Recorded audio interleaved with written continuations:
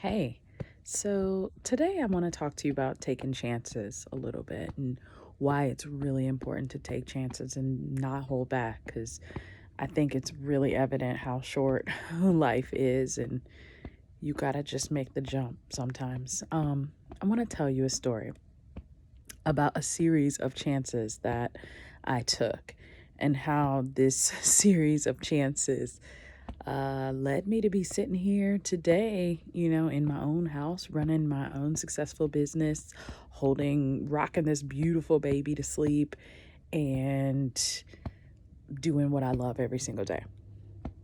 Literally because of a series of chances. And this story is about how I wound up living in Memphis and dancing on the University of Memphis Pom Squad way back in the day. I won't tell you what year, but a long, long time ago. Um, anyway, here's the story. It's pretty interesting. It's just not your traditional, oh, I tried out for the dance team and I made it type of story. So basically, I was on the dance team at the University of Illinois Chicago. I was captain of that team. I eventually went back home and coached that team um, after graduating and all that. But anyway, I did dance there for 3 seasons, and then I realized that I did not. I just wasn't feeling the program that I was enrolled in, and I just knew it wasn't for me, school wise. However, I did not know where I wanted to go and what exactly I wanted to do. I just knew it needed to be artistic. So I took a year off.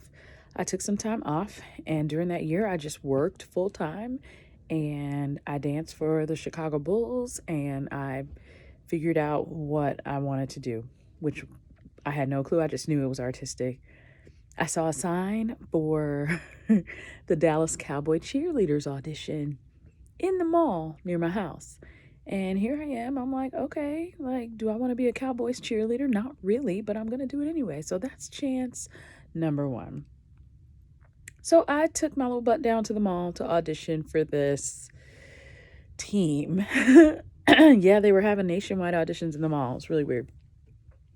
Went to the mall, made it to the final round, and after the final round, they invite candidates to Dallas to, actually try out in front of the big dogs. And I made it to the final round, but my heart wasn't in it, and obviously someone could tell. So the guy who was kind of like organizing the whole thing pulled me aside, and he's like, "Hey, you're really good." I'm like, "Thank you." He's like, "Is this what you really want to do?" Like, you know, um, I've got an afro. Like, I can't say I just didn't really fit the mold, and maybe he could tell that I didn't want to be there. And he pulled me aside. He took a chance, actually, to pull me aside and say that to me for some reason out of the blue. And I was like, "Not really, but you could pick up on that. Thank you." And he's like, "Tell me what your story is and what you're trying to do." And I was like, "Look, I'm out of school right now. I need to get back. I need to figure out where I'm going. I have no idea what I want to do. I just know I want to dance and I want to do something artistic." And he was like, "Well, I went to the University of Memphis. I was a cheerleader, and you should think about going there because there are scholarships available, and I think you would be really good on that team. I think tryouts are coming up. I can make a call and see when and like let you know." So I was like, never thought about it. I obviously knew of the team and I knew of the program because I was a super stalker and had ordered all the Nationals DVDs. um, and had been to nationals with my UIC team and just seen how amazing teams of that caliber were. Never really pictured myself as a part of that. So he lets me know that tryouts are like literally 2 weeks later. And I guess he made a call to Sherry Ganong, who was the head coach at the time, renowned Sherry Ganong, and said, "Hey, there's this girl, like, she's interested in coming to try out." And she said, "Bring her, let her come." Meanwhile, I had not applied to the school yet. So Garvin was my boyfriend at the time. He drove me to Memphis. I didn't have anything. I didn't have any money. I didn't have my own car. I didn't have anything. And he drove me down there. I had not applied. And I showed up at this tryout. It was a weekend long tryout. And I didn't look like anyone. I didn't dance like anyone. I didn't talk like anyone. And I took a huge chance and was like, let's go. Let's do it.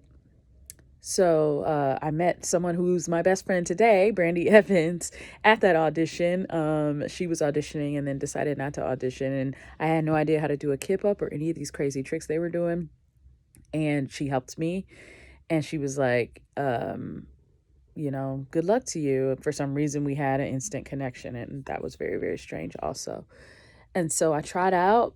I didn't even know what half the skills were. And I was like, hey, if they like me, they like me.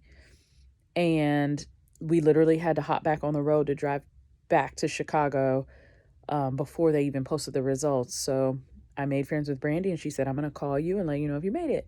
And at this point, they were splitting the team up, varsity and JV. Varsity gets scholarships. There's about 12 spots. JV, there were 12 spots for a total of 24 girls. So we hit the road on Sunday after the audition, which I think I rocked. We had to do a solo too. And I just did this like really weird, I don't even know. I'm like, I don't even know what I did. I would hate to see the video now, but it was just my own thing. And we got on the highway and she calls my phone and she was like, dude, you made it. And I'm like, what? Get out of here. Like, made what? And she's like, you made varsity and you got a scholarship. And I was like, get out of here. Like, shut the front door. And I made the team. And literally I was like, well, I made it and I guess I should apply to the school now. Applied, a late admission, all that. Crossed my fingers and hoped that they would accept me last minute. And meanwhile, like my mom was involved in my life, but not really. Like I kind of did all this myself.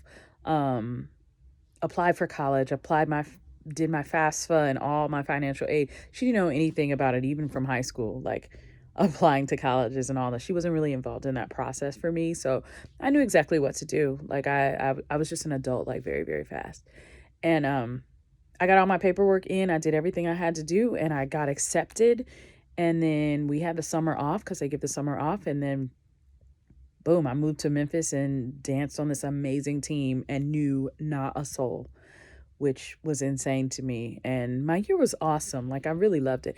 And at the time, I had already had 3 years of college under my belt. So I was older than all of my teammates. I was older and just like mature and just saw things from a different perspective when I made that team. And I really give that experience and that team like all the credit for where I am today because I learned so much living down there, coaching down there, choreographing down there, being on that team. And then I went on to dance for the Memphis Grizzlies, the NBA team, which probably fit me a little bit better. And I think just because I was an older student,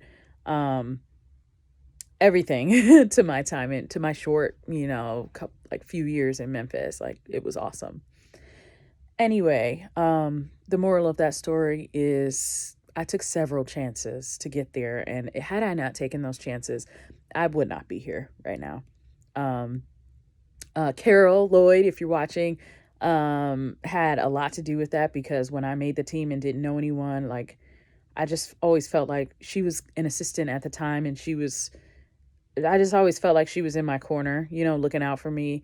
I didn't always dance in all the dances that year. Like I was new. I was still trying to figure it out. I got cut from a lot of things but I had a really, really great experience. And she and I just kind of always got along and, I thank you if you're watching this so much because it was just like kind of an easy transition for me. Because everybody just kind of welcomed me with open arms. And I'm the kind of person, I think I'm really friendly and I try to do right by everybody and follow the rules and also have a little fun. And I just think that it was a really great experience. And I'm so glad I took a few chances to have that experience. And here I am today. And, there's a lot of stuff that happened in between then and now.